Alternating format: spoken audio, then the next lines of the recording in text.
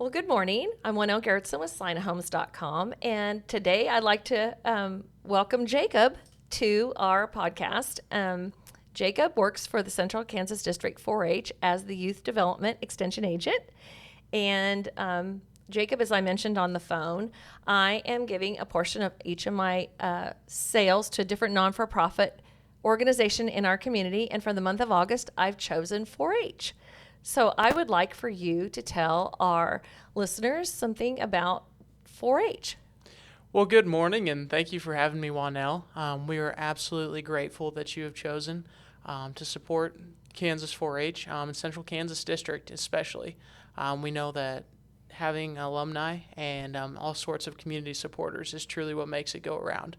So 4-H is a national youth organization that encompasses traditions such as leadership, citizenship, and also gives kids the opportunity to explore project areas, maybe some that they've had the opportunity to kind of excel in their lives, but also some they may have never heard of. So it's my duty as a 4-H youth development agent here in Central Kansas District, which encompasses Saline and Ottawa counties, to promote this program, to promote events and opportunities for kids to excel, and to kind of find their niche within 4-H.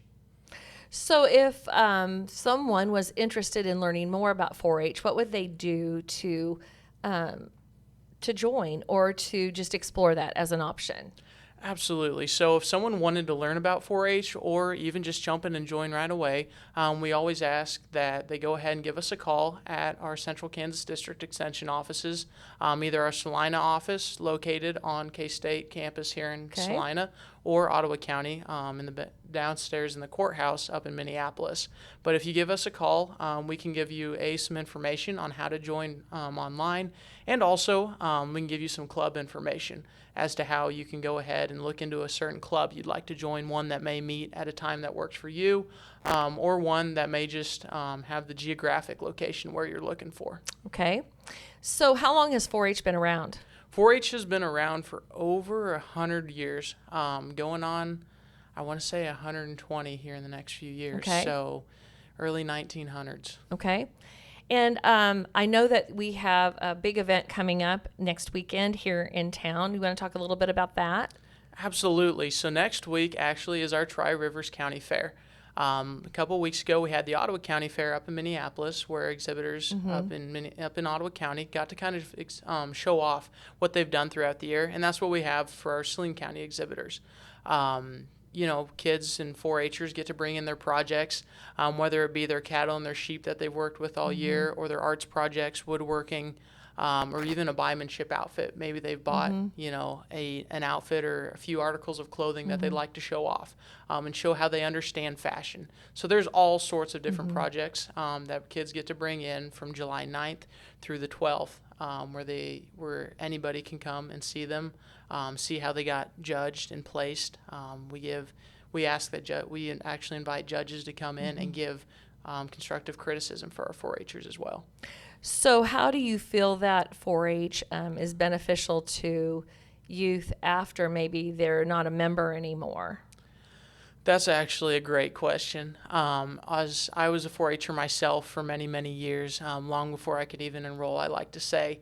And as you see, it's brought me back to the program because I believe so much in it. I think 4-H in itself, not only the public speaking opportunities and skills that it gives you, being able to stand up in front of somebody, or even just talk me to you. I know that's something, especially nowadays with everything going virtually, we don't always have that luxury like we used to. But at the same time, it also gives kids a lot of decision-making skills. As you progress and as you mature throughout life, and especially throughout your childhood, you see those things that might come about that you want to prioritize. And 4-H, just with the opportunities within 4-H, but also with the way that it balances with your life. It gives kids an awesome opportunity to learn how to kind of prioritize those things as well. Well, I know I was a former 4-Her myself. And then before I was a realtor, I was a teacher for 30 plus years.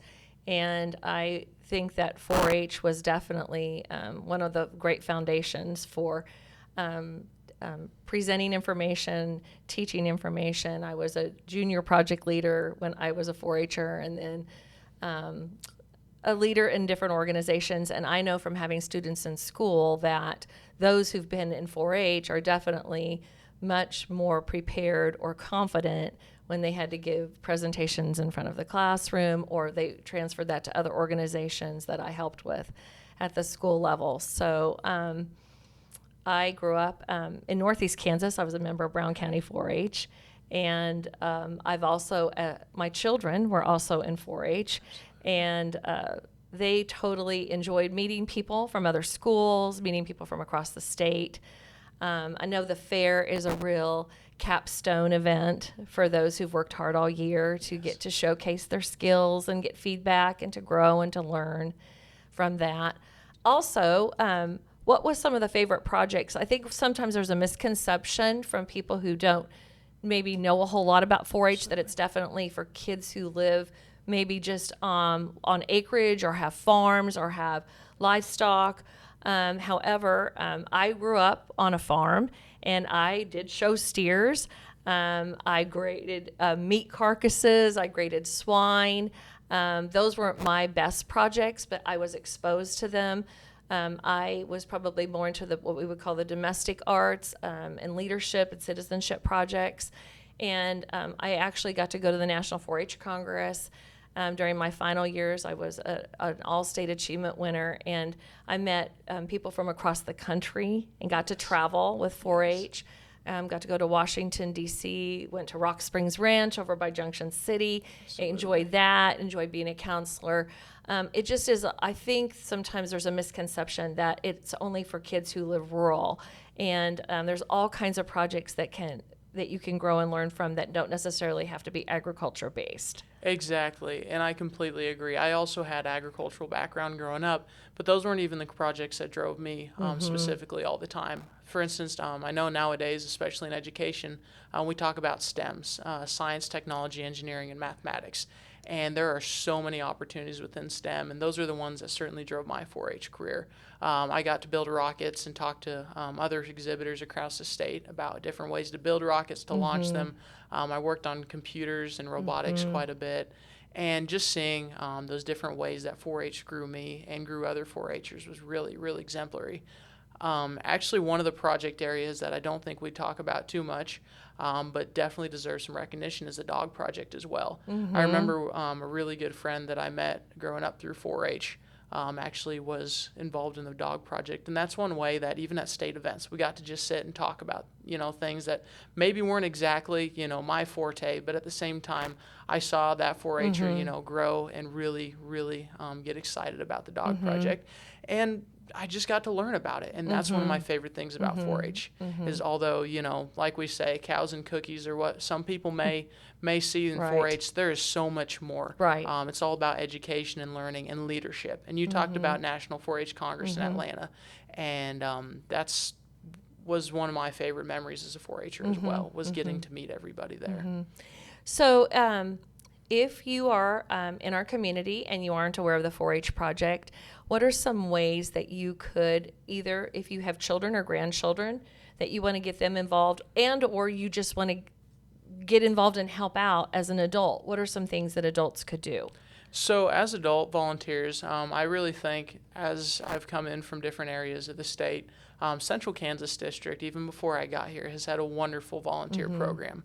And so there are ways you can go ahead, and if you go to our website, you can see a list of clubs and contacts for those 4-H clubs in the area where you could go and simply sit in on a meeting, get to chatting with some of those clubs, club leaders especially, and ask them what they might need, how you can get involved. That's a great start at a much smaller local level. At the same time, you can give us a call in the office too.